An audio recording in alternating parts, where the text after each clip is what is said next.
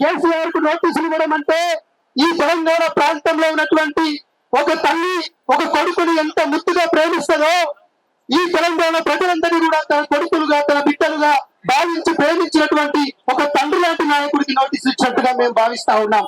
అయ్యా కాంగ్రెస్ నాయకులారా, రాజకీయంగా మీకు కేసీఆర్ గారిని తట్టుకునే సామర్థ్యం, ఎదిరించే సామర్థ్యం లేకపోతే ఇలాంటి వేదికలకు రండి. మీతో వందలాది చర్చలకు మేము కవితక్క లాంటి నాయకురాల చేతిలో పదునైన ఆయుధాలుగా తీర్చిదిద్దబడ్డ నాయకులు ఇక్కడ ఉన్నాం. మీతో చర్చలకు మేము సిద్ధమని చెప్తా ఉన్నాం. ఇవాళ కుతుబ్ షాహీలు మన తెలంగాణ ప్రాంతంలో పట్టం చెరువు, హుస్సేన్ సాగర్, ఇబ్రహీంపట్నం, షడిగరం, కామారెడ్డి పెద్ద చెరువు, మాసక్ చెరువు, రావిరాల చెరువు, పాసు చెరువు, మీరాలం చెరువులను నిర్మిస్తే తెలంగాణ భౌగోళికంగా సముద్ర మట్టానికి దూరం ఉండడం వల్ల ఒక్క నదిని కూడా మనం గతంలో ఉన్నటువంటి పాలకులు ప్రాజెక్టులు కట్టే ప్రయత్నం చేయకపోతే కేసీఆర్ వచ్చిన తర్వాత ఈ ప్రాంతంలో ఉన్న వాతావరణాన్ని కయ్యెత్తిరిగి ఈ ప్రాంతంలో జరిగిన అన్యాయాలను ఎండగట్టి ఏ విధంగా న్యాయం చేయాలి, వ్యవసాయాన్ని మనకు నేర్పినమని చెప్పినటువంటి ఆంధ్ర నాయకులారా, మరి మా కాకతీయుల చెరువుల కింద పండిన పంటకు మీరే నేర్పినారని మేము అడుగుతా ఉన్నాం. మా మీర్ ఉస్మాన్ అలీ ఖాన్ గారు కట్టినటువంటి ఉస్మాన్ సాగర్, హిమాయత్ సాగర్ లాంటి చెరువులు ఈ జంట నగరాల గొంతు తడిపితే వీటిని కూడా మీరే నిర్మించినరా అని మేము అడుగుతా ఉన్నాం. ఇవాళ తెలంగాణ రాష్ట్ర కళ అటు కృష్ణా నది, ఇటు గోదావరి నది, ఈ రెండు నదుల యొక్క నీళ్లను అనుసంధానం చేసుకుంటే మనం మిగులు చెలల వాటా తేలక ముందే, అపెక్స్ కౌన్సిల్ లో నిర్ణయాలు జరగక ముందే ఇవాళ మోడీ చేతుల్లో ఉండడం చెప్పేసి మోడీ దగ్గరికి వెళ్ళి చంద్రబాబు నాయుడు చేసిన కుట్రలపై ఎందుకు కాంగ్రెస్ నాయకుల పెదవులు తెరుచుకోవడం లేదని ప్రశ్నిస్తా ఉన్నాం.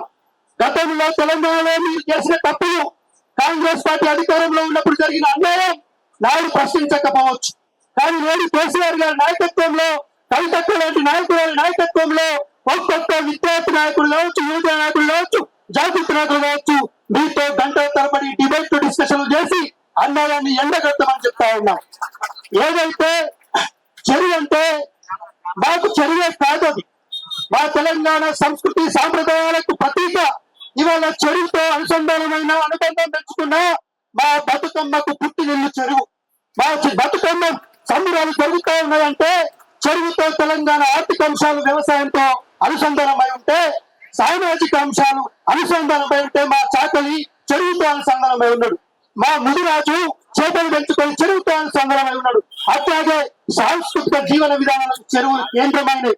మా బతుకమ్మని మేము తెలంగాణలో చెరువుల్లోనే సంబరాలుగా జరుపుకున్నాం. ఇట్లాంటి వాటిని దేశవ్యాప్తం చేస్తూ, ఇట్లాంటి వాటిని విశ్వవ్యాప్తం చేస్తూ హైదరాబాద్ రాజ్యం భారత యూనియన్ లో విలీనం కాకముందే తెలంగాణ ప్రాంతంలో 40,850 చిన్న పెద్ద చెరువులు, కుంటలు ఉండేవి.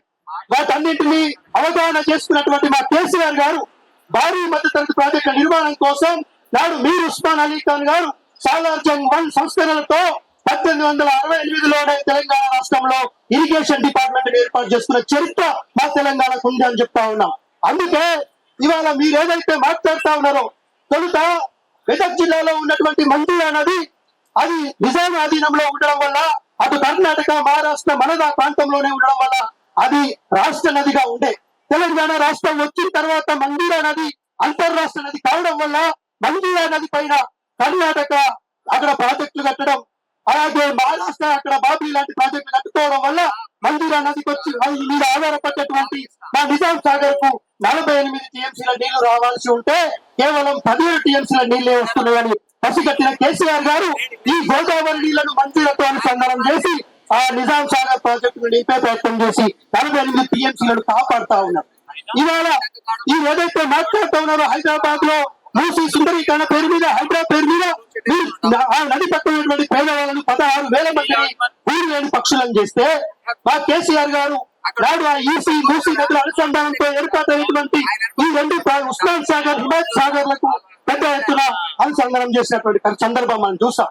ఇవాళ హైదరాబాద్ లో, తెలంగాణలో మొత్తం కూడా తెలంగాణ రాష్ట్ర వ్యాప్తంగా ఉన్నటువంటి ప్రజానికానికి, రైతాంగానికి, సంపన్న వర్గాలకు చెరువుతో నదితో అనుసంధానం ఉన్న ప్రతి వ్యక్తికి నేను ఒకటే విషయం చెప్తా ఉన్నా. కాళేశ్వరం ప్రాజెక్టే రాకపోయి ఉంటే తెలంగాణ రాష్ట్రంలో 63 లక్షల హెక్టార్లకే పరిమితమైనటువంటి వ్యవసాయం 1,31,00,000 ఎకరాలకు ఎట్లా పెరిగిందో ఒకసారి మీరే ఆలోచించాలని చెప్తా ఉన్నా. ఒకవేళ కాళేశ్వరం ప్రాజెక్టే రాకపోయి ఉంటే తెలంగాణ తలసరి ఆదాయం పెరిగేది కాదు అని నేను చెప్తా ఉన్నా. షేర్ చేయండి, లైక్ చేయండి, సబ్స్క్రైబ్ చేయండి. మరిన్ని వీడియోల కోసం బెల్ సింబల్ పై క్లిక్ చేయండి.